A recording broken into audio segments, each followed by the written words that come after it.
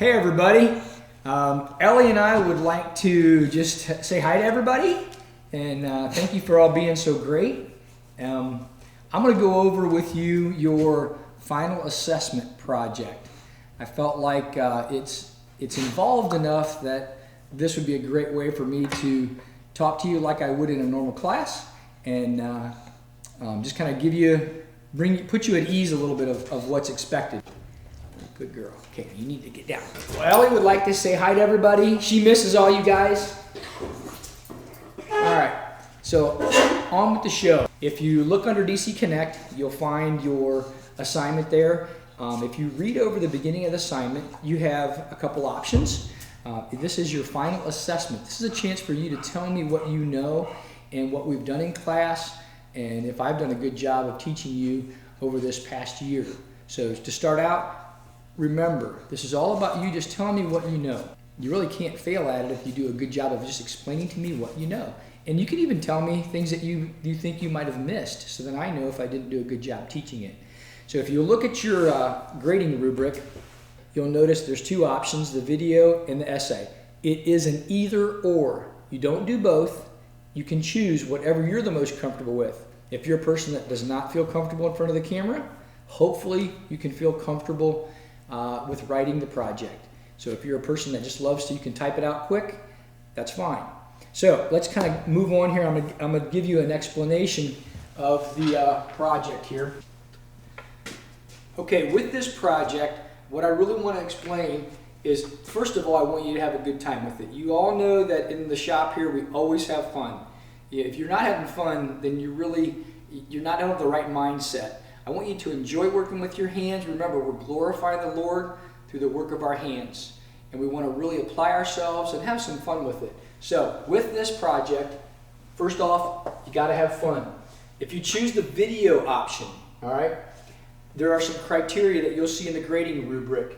It needs to be 9 minutes long, and you're grading accordingly to that. And you'll notice out of these four things that are listed in your grading rubric, there's an option of 25 points for each criteria. It has to be 9 minutes long, all right?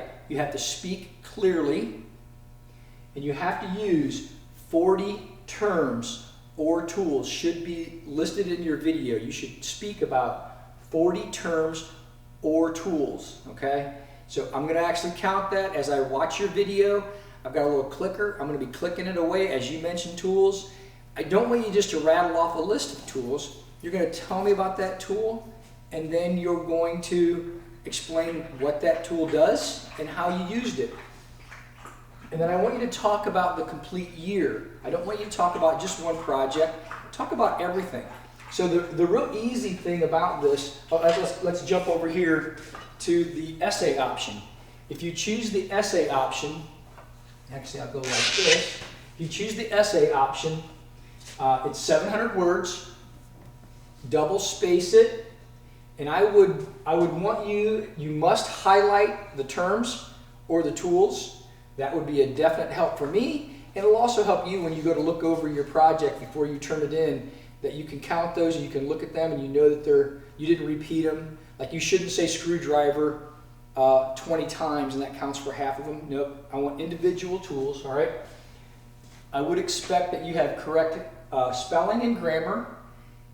The 40 terms or tools exist within your paper, and I want it to cover the complete year. If you'll notice, these two options have very much the same criteria. One's in a video form, and this is in an essay form, all right?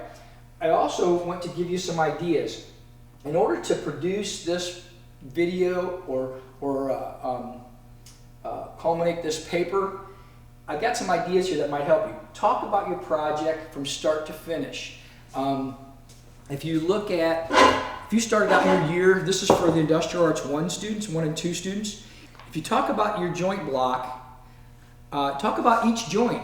You know, you take it apart. Oh, this is, let's see, this is Micah Blake's joint block. So Micah, everybody can see your job. You did a nice job. It's a nice fit. But you can talk about each joint, right? Walk through that whole process of what we did. We laid it out. We used a combination square. We used a sliding T-bevel. We used a pencil. A pencil is a tool. Used a coping saw, a chisel, a mallet. So, right there you can have a whole list of tools. And then when you go from your joint block, we talk about the checkerboard, right? What do we use for the checkerboard? How did we produce that? We selected the wood. What species of wood did we use? If you look at the bottom of your assignment sheet, there's a word bank. I have 100 terms and tools listed there. That's just to help you. You can use other ones. If there's something I don't have listed, I do not have on there.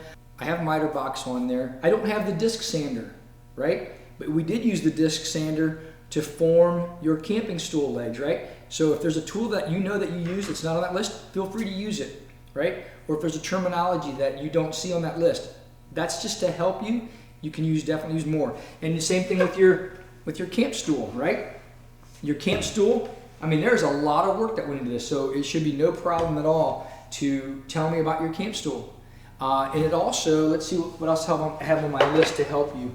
Talk about how you feel about it. Was it exciting? Talk with your parents. If you have this joint block, you can, if it makes you more comfortable, have your parents in your video with you and explain to them what you did. So you're actually talking to somebody, if that makes it easier. And the other thing, the last thing that I would want to say is you can talk about what you hope to do next year. Maybe you're taking it into the next step. Maybe you're moving on to Industrial Arts 3 and you want to talk about what you hope to do, the tools that you hope to use next year. Use your imagination a little bit, have some fun with it, be excited. Same thing with the word project. I don't want to focus on just the video option.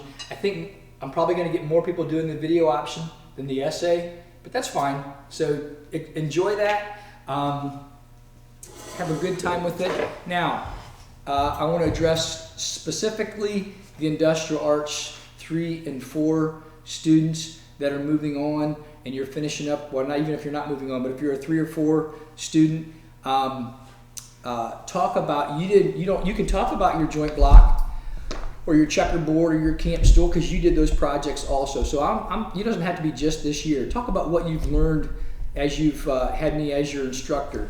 Talk about all the projects. And then talk about some of your challenges. Talk about your large projects. How did you formulate that project? Remember, you drew the project, right? You had to draft it. You had to create a budget for it. You had to do some research online. Maybe you had to find supplies. Those of you that did an epoxy top, we went on a field trip, right? We went to the slab factory and we saw the big sawmill. All of that. Just talk about the year. Give me a whole culmination of activities that we did while we were together. I'm really excited about this. I really look forward to seeing the videos and reading the essays. Also, those of you who are seniors, I want to tell you how much I'm going to miss you. I didn't get a chance to close out the year the way I really want to. You also know that at the end of the year, I always have a alumni barbecue after you graduate. I've actually been talking to some of the alumni from last year, and we're going to plan to do a party. We're still doing the barbecue. We don't know when. It might end up being at the end of the summer, middle of the summer, but we are going to do that. So don't worry, we're going to have the party. We're going to have a great time with that. So I would also like to I'd like to end with a prayer because I do pray for you guys on a daily basis. I always pray for all the DC students and teachers and staff. So, Lord, I just ask you to bless all my students. Thank you for the gift of being able to teach them this year.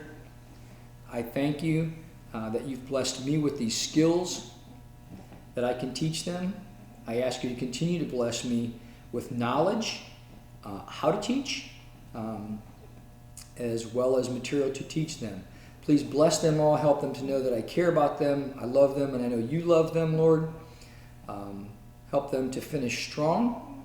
We pray for them to have a great summer. In Jesus' name I pray. Amen. You guys have a great day.